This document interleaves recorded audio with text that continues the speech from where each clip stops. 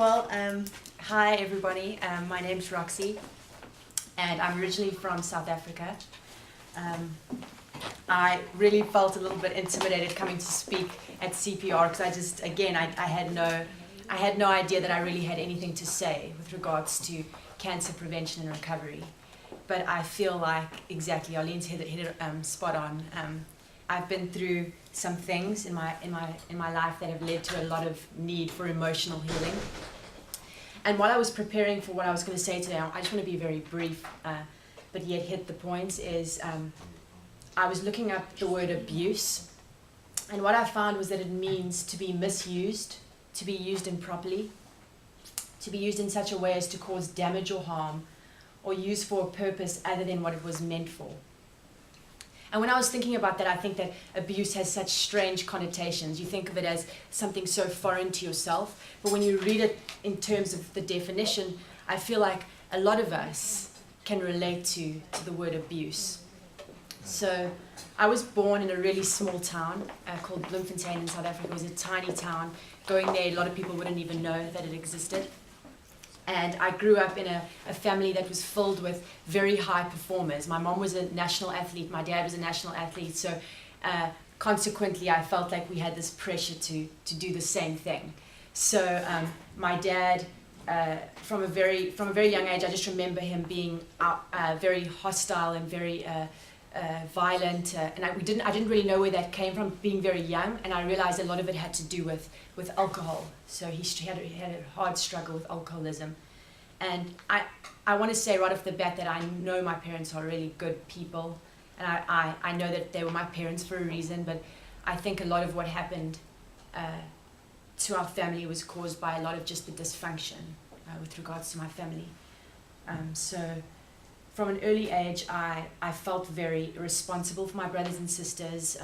My dad was very, very violent and very, he would just change when he would drink. So he often would abuse my mom physically and verbally, and there were times where he almost killed her, and he almost killed himself. So I feel like a lot of that was weighing down on me just from such a young age, that I had this real responsibility that I just didn't want my sister and brother to know all of these things or feel I guess just the heaviness of what it was. So a lot of the time I just felt very different. I felt like I was just carrying around so much, and I realized that I just needed something. And I feel like I found that when I found swimming. We moved to a really hot town. We had no pool or anything. We went to a public pool, and I jumped in, and that was it. And the coach began to coach me, and for some reason I began to break a lot of South African records, and I just excelled very quickly at swimming. And I think that was a big way for me to try and get my dad back, because he would often come back and leave and come back and leave, multiple affairs, and then eventually he left us for good. And all I wanted was him to come back, and I thought that if I swam really well and I did what he did, he would come back. And that didn't happen. But I did meet the head coach of South Africa, who saw the way I swam, and he told me that he wanted to coach me. So he called my mom and I aside, and he told us that he would coach us for free. He's a very reputable man in South Africa, and it was really an honor. I was so excited because all I wanted to do was go to the Olympics. I thought that was it for me. It was the Olympics. It was a way, I guess subconsciously, I thought that my dad would come back to us. I wanted that so badly, And shortly after I started training with this coach, he started dating my mom. And I think that was very confusing. And it caused just so much turmoil, because I felt that maybe he wasn't interested in my swimming at all. Maybe he was interested in my mom. And now my best friend was no longer my best friend. My mom was my friend. She wasn't really a mother figure. I'd say she was more like my friend.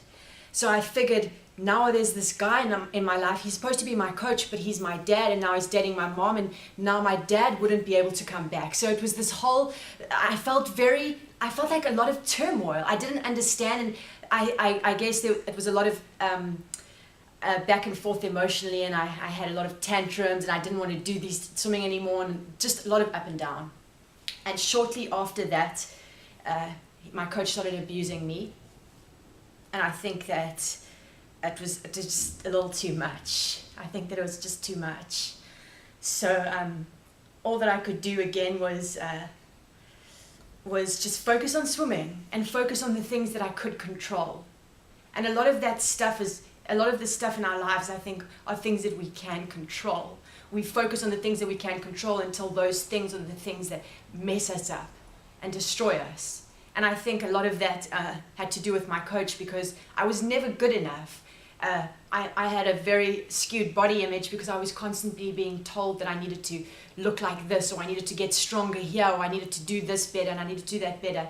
And all I wanted to do was just impress him and just get him to love me.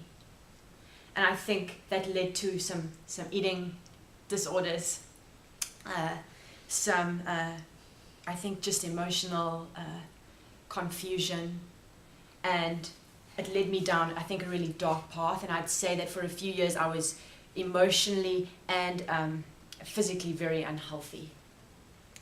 I'd say the turning point came when God intervened, and I can only say that because the South African girl who really, I wasn't even swimming that well at that stage. I got a full scholarship to swim at the University of Miami, which is plucking me like 20 million miles away from South Africa and putting me in this new place all by myself, you know.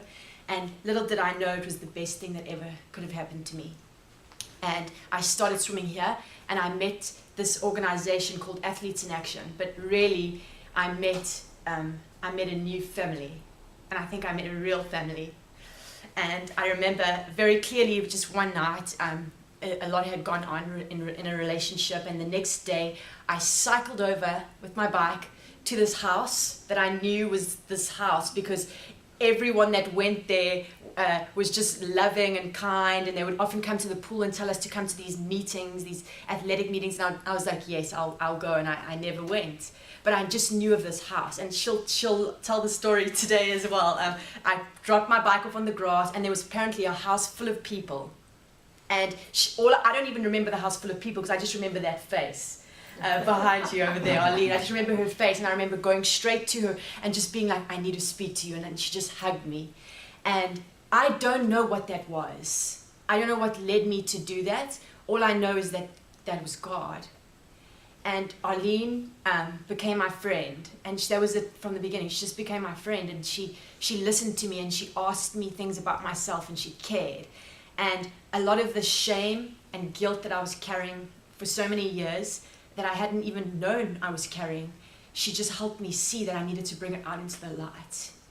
And I think that has been the thing that has just changed my life. And I feel like when you've been abused, you carry this shame and this guilt that really covers everything that you do, and it poisons, I think, who you are to become. And the moment I had someone and people, a community of people that just loved me and showed me that there were better ways to handle things, and that there were things that needed to be acknowledged, like in the 12, so for alcoholism, the 12 steps, the first thing you do is you acknowledge that you have a problem.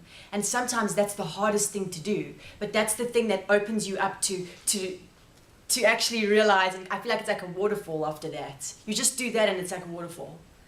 And I can just say that I'm so thankful for people who listen, and people who love you unconditionally.